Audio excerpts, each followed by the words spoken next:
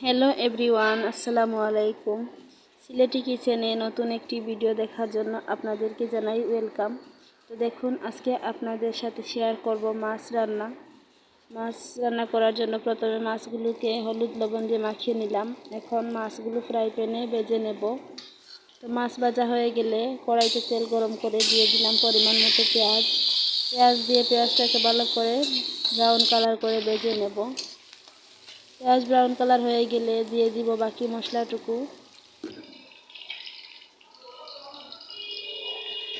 আমি যেভাবে মাছ রান্না করি আপনাদের সাথে শেয়ার করলাম, আপনারা এভাবে ট্রাই করে দেখতে পারেন। মাছ অনেক টেস্টি হয় এভাবে রান্না করলে। আমি মাছগুলোতে টমেটো অ্যাড করব। এখন দেখুন, আমি মশলা দিয়ে দিচ্ছি। মাছে আমরা রেগুলার যে মশলাগুলো দিয়ে থাকি আমি এগুলোই দিয়েছি, আপনারা আপনাদের পছন্দ মতো মশলা অ্যাড করবেন। তো দেখুন, এখন আমি পরিমাণ মতো পানি দিয়ে মশলাগুলো কষিয়ে নিচ্ছি। দিয়ে দিব এখন টমেটো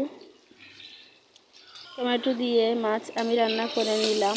তো দেখুন, আজকের মাছ রান্নাটা কেমন হয়েছে সবাই কমেন্টে জানাবেন। ভালো লাগলে লাইক কমেন্ট শেয়ার করে দেবেন। ভালো থাকবেন। আল্লাহ হাফিজ।